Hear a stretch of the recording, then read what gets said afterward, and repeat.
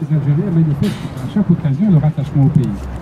Et le pouvoir a senti que cette population qui représente 20% de l'ensemble de la population totale peut un jour avoir le mauvais goût de rentrer en Algérie et d'exercer ses droits politiques.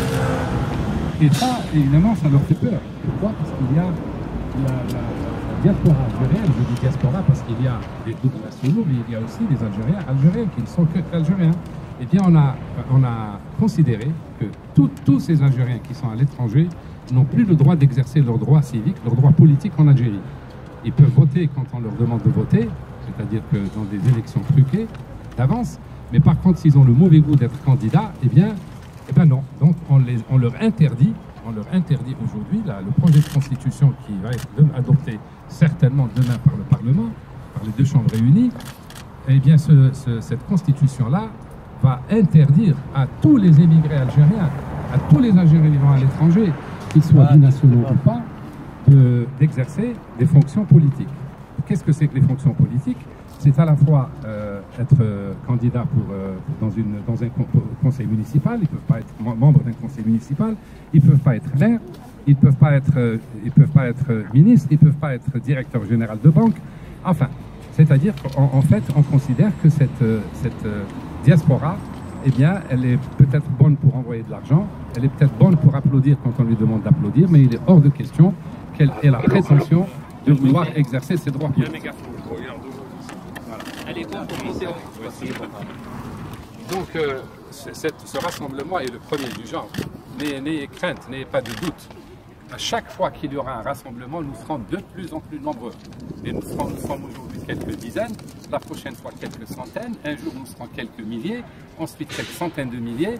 Et comme pendant la guerre d'Algérie, la révolution a pris, vraiment s'est développée ici, je rappelle que la Fédération de France a contribué au financement du mouvement de la guerre d'Algérie. Donc, les Algériens qui vivaient en France ont contribué par leur cotisation, par leur mobilisation à la réussite de l'indépendance, à la réussite du mouvement national.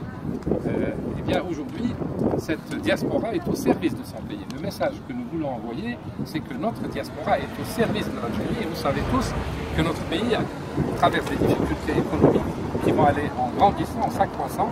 Eh bien, nous voulons dire aussi à l'Algérie, au peuple algérien, vous pouvez compter sur nous, vous pouvez compter sur nos médecins, sur nos ingénieurs, vous pouvez compter sur tout ce que notre diaspora ressource comme potentialité pour sauver l'Algérie de la crise qui a commencé et qui ira en s'amplifiant.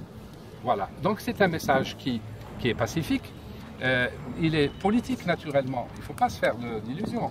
Notre rassemblement est éminemment politique et il est perçu comme tel.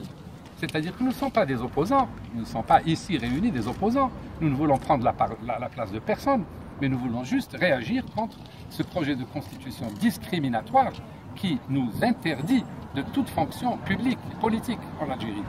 Donc voilà, et je ne voudrais pas m'étaler plus sur ce projet de constitution. Les mots d'ordre ne touchent pas à mon algérianité. Je viens d'expliquer ce que ça veut dire, puisqu'on veut nous priver du droit à l'exercice de fonctions politiques qui sont des droits constitutionnels. Je rappelle que l'actuelle constitution, comme le projet qui va être voté demain, établit dans son article 29 que tous les citoyens sont égaux en droit et en devoir. Cet article 29 est contredit par l'article 51 et par l'article 73.